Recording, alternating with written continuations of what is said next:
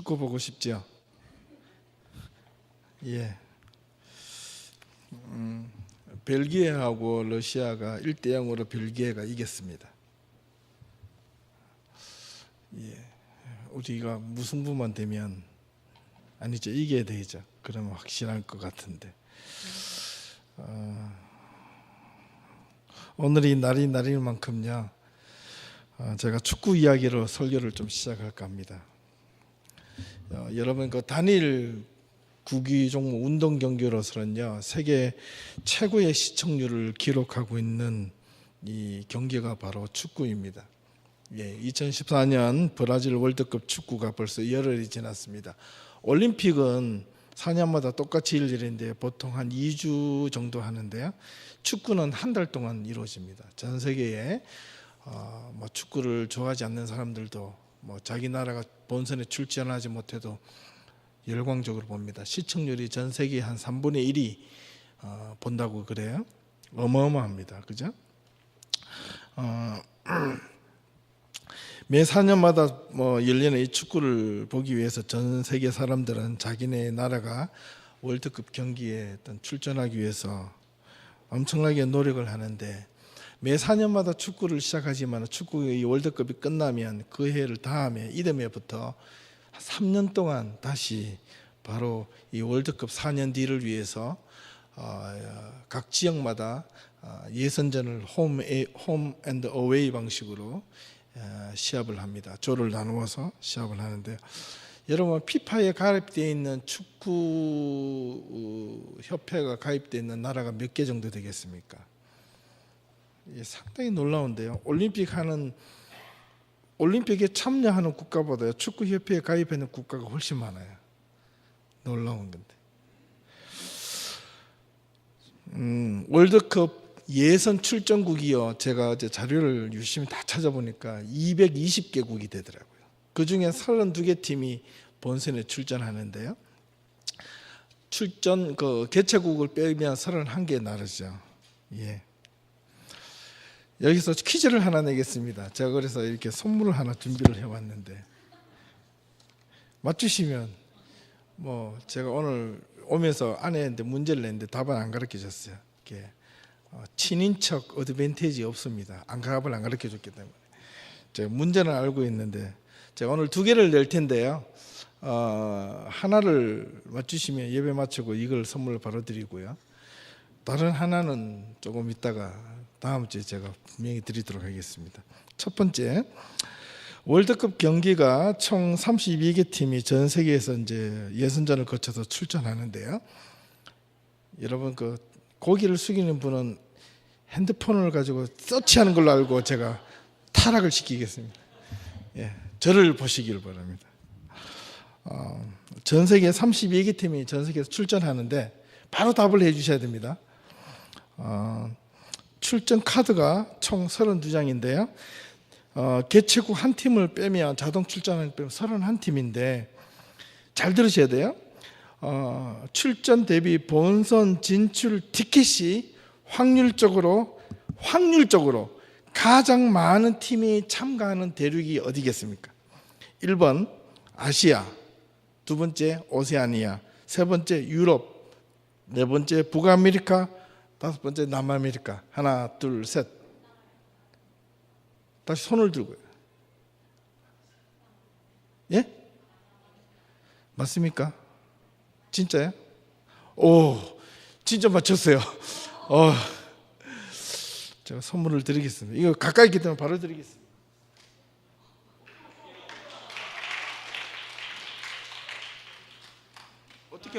어떻게 맞췄어요? 그냥 찍었습니까? 제가 출전 티켓 확률이라 그랬습니다. 전체 출전국이 220개국이 이제 시합을 하는데 아프리카가 52개 출전국 가운데서 본선 진출 티켓이 5장밖에 안 되고요. 아시아가 46개국이 출전하는데 본선 진출 티켓은 4.5장에다가 0.5개씩 오세아니아하고 이렇게 티켓이 하나 있고 오세아니아, 호주, 뉴질랜드를 비롯해 16개 나라가 있는데 그 티켓이 0.5%입니다. 0.5장. 그 다음에 유럽이 53개 팀이 출전해서 13장을 가져가는데 제일 많이 가져갑니다. 근데 북아메리카가 40개 출전국이 하는데 33.5장에다가 플러스 1장, 0.5장씩 남아메리카하고. 근데 남아메리카는요, 출전국이 10개 나라밖에 되지 않는데 예선이요, 티켓이 무려 4.5장입니다. 그에다가 0.5장 합치면 잘하면요 50%가 넘는 출전 티켓이 이 남미입니다. 이 남미는요 대단합니다. 이게 축구로 거의 광적으로 열광적인 나라입니다. 이 남아메리카가 브라질에서 하는 것이 그냥 예외가 아닙니다. 예. 그러나 가장 많이 출전하는 출전팀은 유럽이고요. 가장 적게 출전하는 나라는 그 대륙은 오세아니아 지역입니다. 그 호주, 오스트레일리아, 뉴질랜드 이 지역을 합쳐서 그렇습니다. 두 번째 퀴즈입니다. 오늘 경기를 한국과 알제리가 있는데 누가 이기겠습니까? 지금부터야 시작해서 전반전 끝나기 30분 전까지 우리 뒤에 있는 우리 전일구 목사님한테 이름을 밝히고 몇 대 몇 이렇게 알려주시면 맞추는 분에게 제가 다음 주에 꼭 선물을 드리겠습니다. 뭐 비싸지 않는 거니까 그죠? 커피 한 잔 정도밖에 안 되지만 한번 해보십시오. 목사님 이따가 좀 아무도 없으면 제가 목사님한테만 드리겠습니다. 예, 꼭 한번 해보십시오. 재밌을 겁니다. 예, 몇 명이 맞출지 한번 기대해 보겠습니다. 자, 여러분 이제 본격적으로 돌아와서 하나님은 오늘 시합 경기에서 누구 편을 들어주시겠습니까? 우리가 기도를 했기 때문에 아버지 축구에 이기게 해주시옵소서. 한국입니까? 알제리입니까? 저는 정답을 알고 있습니다. 정답은 너무 간단합니다. 실력과 체력 그리고 오늘 컨디션이 가장 뛰어난 자가 이깁니다. 조금 있다가 그 결과가 나타나겠지만은 항상 어떤 큰 경기나 어떤 시합에서는요 가장 중요한 것 중에 하나가 시합을 할 때마다 긴장하지 않고 마지막 휘슬이 울릴 때까지 끝까지 집중해서 끝까지 체력이 바닥이 나도 한 발자국 조금만 더 뛰는 축구팀이 승리할 가능성이 훨씬 높습니다. 그리고 무엇보다도 가장 중요한 것은요 90분 내내 공을 갖고 있어도 한 골도 못 넣으면 의미가 없습니다. 예, 90분 내내 공을 뺏겨도 한 번 찬스에 공을 넣으면 그 팀은 승리할 수가 있습니다. 예, 그 한 번의 찬스를 위해서 온갖 가지의 노력을 다합니다. 전반전에 아무리 많은 골을 넣어도 후반전에 나 몰라라 하고 선수들이 서로 싸우고 힘을 빠지고 서로 공이 오는 것도 막지 않는다 하면 그 팀은 반드시 질 수밖에 없습니다. 역대의 축구 경기들 가운데 그런 일들이 많이 났습니다. 우리 한국의 월드컵 경기할 때 3, 4위전 한국에서는요 4강전에서 독일과 엄청난 결승전에 가기 위해서 온 체력을 다 썼기 때문에 3, 4위전 터키전에서 선수들이 뛸 힘이 없었답니다. 전반전 시작 휙 불고 나자마자 11초 만에 골을 먹었습니다. 지금까지 월드컵 경기 중에서 가장 최단시간에 골을 먹었습니다. 영원한 로베르로하고는 홍명보 선수가 공을 뺏겼습니다. 그래가지고 어이없이 골을 먹은 적도 있습니다. 예, 유럽에 가면 아직도 영원한 어떤 유명한 세계적인 선수가 있는데 그 이름이 누구냐면 바로 차범근 선수입니다. 제가 유럽에 살 때 독일에 있을 때 붐금차라고 하면 지금 40대 이상 30대인 사람은 히어로 영웅으로 봅니다. 아직도 영웅입니다. 그런데 그분이 엄청나게 축구를 정말 우리가 상상 이상으로 너무너무 잘했습니다. 그런데 그가 잘할 수 있던 비결은 딱 3가지입니다. 뭐냐면 축구 경기가 있는 전날에는요 저녁 9시가 딱 되면 한국에서 엄청난 많은 손님들이 자기 집에 와도 같이 9시까지 있다가 9시가 땡 하는 소리가 시계 소리와 함께 저는 내일 경기가 있으니까 올라가서 자겠습니다. 올라갔다는 겁니다. 그래서 많은 사람들로부터 욕을 얻어먹었습니다. 아니 네가 축구를 잘하면 잘했지 외국에서 손님이 왔는데 이렇게 푸대접할 수 있는가. 근데 양해를 구하고 올라가서 잤습니다. 그리고 두 번째, 술 담배를 전혀 하지 않았다는 겁니다. 그리고 세 번째는 경계가 없는 주일날은 반드시 교회를 갔다는 사실입니다. 이건 참 놀라운 겁니다. 경계가 없는 날 몸을 싣고 피곤할 때 있는데도 불구하고 반드시 교회를 가서 예배를 성실하게 드렸다는 사실입니다. 그래서 차범근 선수를 가지고 아주 독일에서 유례로 볼 수 없는 성실한 선수로 지금도 믿고 있습니다. 그 선수가 옛날에 아시안게임에 한국에서 동대문 운동장에서 시합할 때요, 막판 5분 놔두고 말레이시아와 역전골을 먹은 적 있죠. 5분 만에 3골을 넣었습니다. 여러분 아시는 분은 아실 겁니다. 5분 동안 혼자서 3골을 넣었습니다. 놀라운 사실입니다. 자, 90분 내내 공을 아무리 잘 잡고 있어도 골을 넣지 못하면 인생에 쓸모가 없습니다. 그 축구는 의미가 없습니다. 아무런 노력을, 아무런 결과나 아무런 어떤 네 잘했다 승리를 주지 않습니다. 무승부입니다. 예.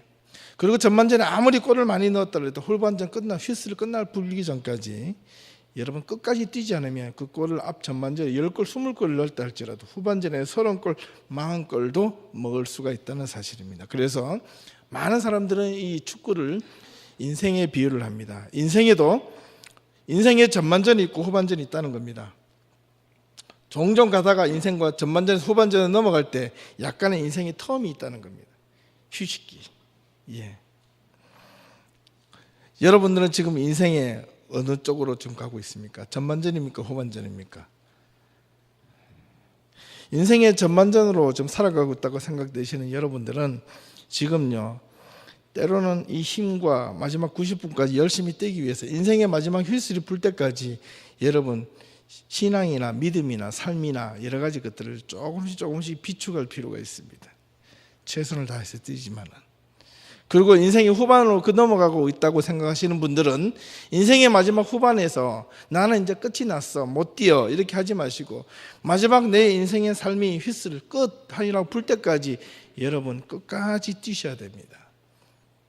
이게 또한 신앙과 동일합니다. 하나님께서 우리에게 주시는 사명은요, 나이가 젊었건 나이가 많건 그 다음에 내가 할 수 있건 하나님은 그것을 우리에게 요구하시는 것이 아닙니다. 하나님이 우리에게 요구하시는 믿음은 너의 마음가짐, 믿음의 가짐, 삶의 가짐, 마음의 상태, 이걸 가장 먼저 보신다는 겁니다. 이걸 가지고 축구 선수들은 뭐라고 이야기했냐면 정신력이라고 이야기를 합니다. 예, 육체가 바닥이 나고 체력이 바닥이 나고 이제 마지막 90분 마지막 때 선수들은 더 이상 뛸 노력이 없는데 무엇으로 뛴다고 많이 이렇게 해설가들이 이야기합니까?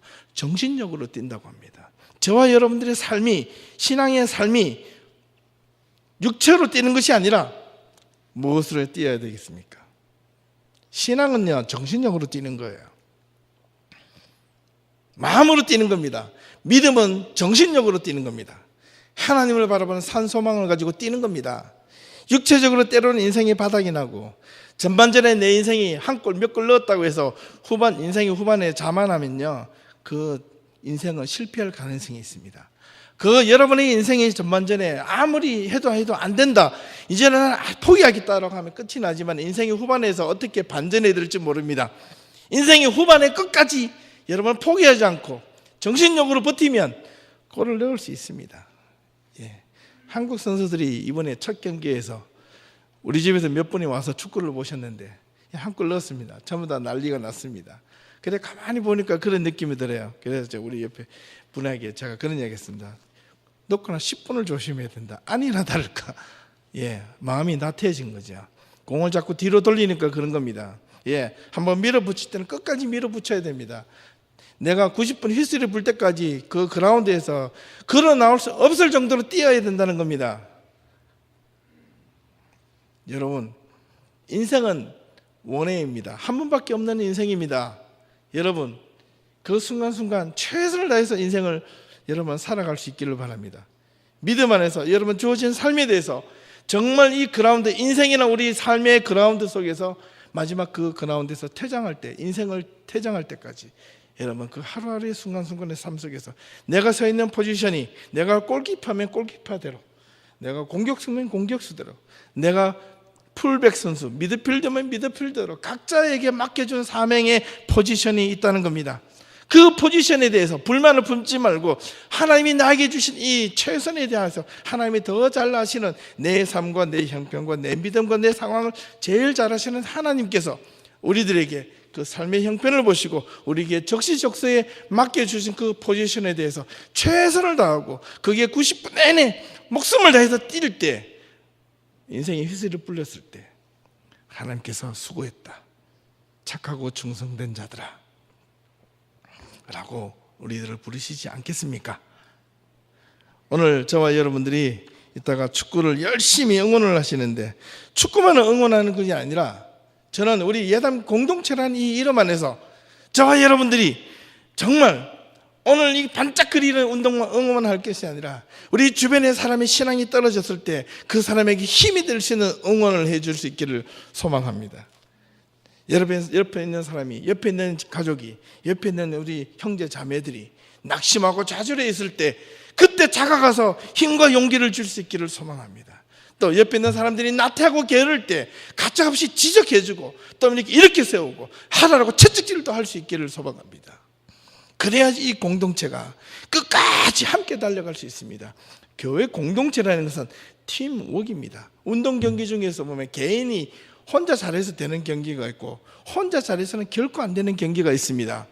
혼자 결코 해서 안 되는 경기가 바로 뭐냐면 이 축구입니다. 그죠? 예. 유명한 선수가 있어도, 예. 포르투갈, 한국에서 신문이 났더군요. 포르투갈에서 가장 유명한 선수가 전 세계에서 몸값이 메시하고 거의 삐까삐까할 정도로 비싼 선수가 이 호날두라는 선수가 있지 않습니까? 그런데 4대0으로 졌어요. 그러면서 그 다음날 한국의 신문에 뭐라고 나오냐면 호날두와 9명의 난장이들, 이렇게 신문이 난 거예요. 예.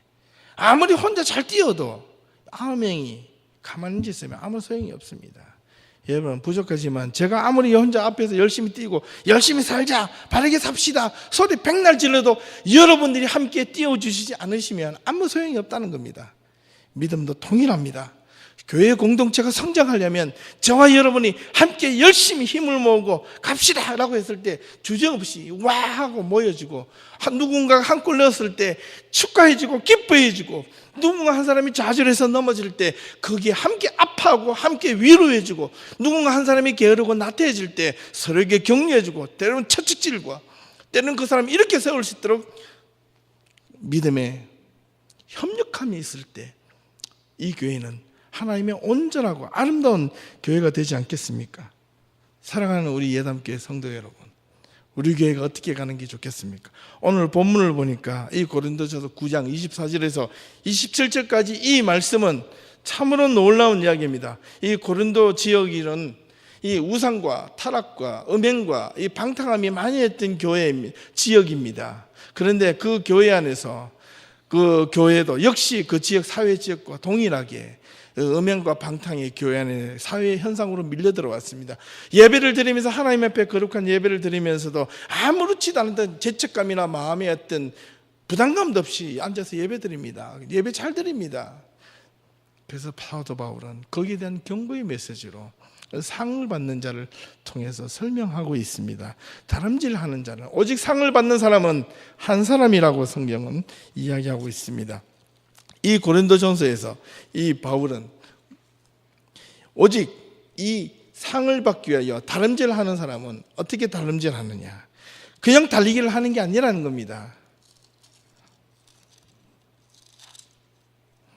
이기기를 다투는 자마다 모든 일에 어떻게 한다고요? 절제한다고 되어 있습니다.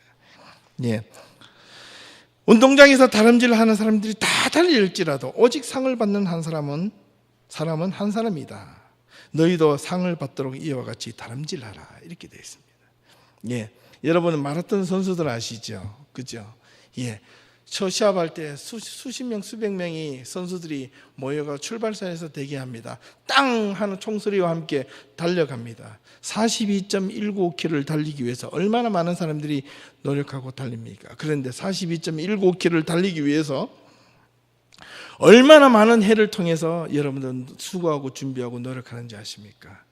예, 숨이 헐떡헐떡 거릴 만큼의 연습을 하고 나서 그 시합에 나가는 겁니다. 그런데 저건 나도 할 수 있겠어라고.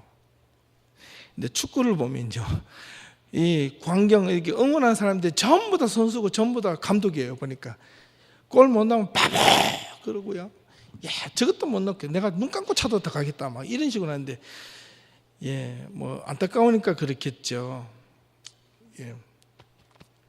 정말 그 선수는 비록 그 공을 차서 넣을 때 하늘 향해서 공을 찼다 할지라도 그게 서기까지 그 선수는요, 우리가 상상할 수 없는 피눈물 나는 보이지 않는 노력과 헌신이 있었다는 겁니다. 준비가 있었다는 겁니다.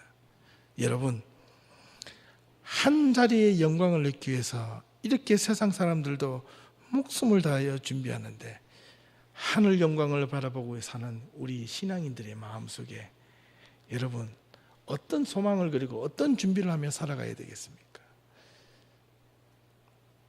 보이지 않는 하나님 앞에 우리의 삶을 맡겨드리고 내가 내 인생 마지막 다하는 그 순간까지 우리의 삶을 조금이라도 게으르게 나태하게 세상이 더 밀려드는 그런 세상의 풍조에 흔들리지 않고 하나님이 주시는 그 하늘 소망을 부여잡고 오늘 이 시간 내가 유혹하고 타락하고 넘어지고 쓰러지고 조금 옆길로 가고 싶은 것에서부터 우리의 가지고 있는 어떤 책임, 소명, 사명을 잊어버리지 말고 우리 모두가 함께 그것을 끝까지 달려갈 수 있기를 소망합니다. 저와 여러분들이 오늘 끝까지 축구도 열심히 응원을 해 주시기를 바랍니다. 축구를 응원하는 것 나쁘지 않습니다. 그러나 알제리에도 보면 크리스찬들이 있습니다. 그들도 아마 주여 하실 겁니다. 누가 이길까요? 우리가 이겼으면 참 좋겠지만 행여 안타까운 것은 우리가 이기고 지고에 상관없이 우리가 함께 응원하고 함께하는 그 마음이 더욱더 중요하다고 생각합니다. 저도 이겼으면 좋겠습니다. 한국 사람으로. 근데 보니까 더 마지막으로 꼭 부탁드리고 싶은 부분은 이런 월드컵 때만 대한민국 하지 마시고요. 우리가 평소에 우리 대한민국 이 한국이란 나라에 우리가 어떤 식으로든 우리는 한국 사람으로서 지금 갖고 있는 여러분들의 그 소속이 캐네디언이든 영주권을 받고 있든 아니면 한국 국적을 가지고 있든 여러분들은 한국 사람의 피를 갖고 있습니다.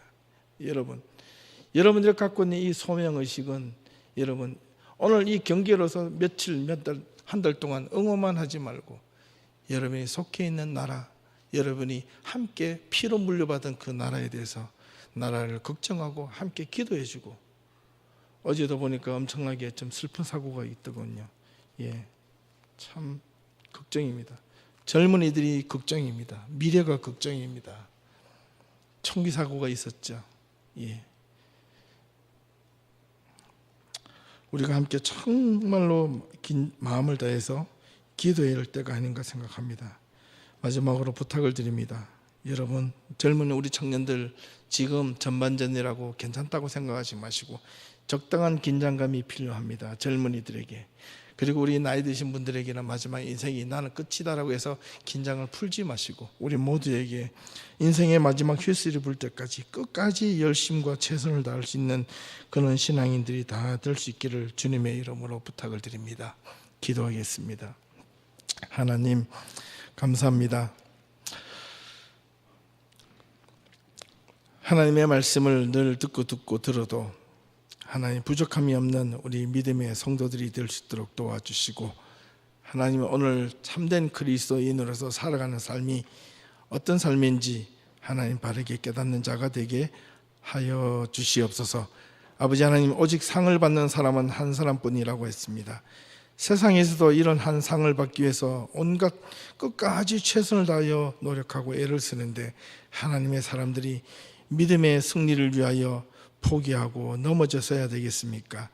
우리의 삶에 빗나간 것들을 바로잡고 하나님 앞에 올곧은 것을 위하여 우리의 삶의 유혹들을 내뿌리치고 절제하며 인내하며 믿음으로 살아갈 수 있는 복된 우리 성도들이 될 수 있도록 인도하여 주시옵소서. 예수 그리스도의 이름으로 기도하옵나이다.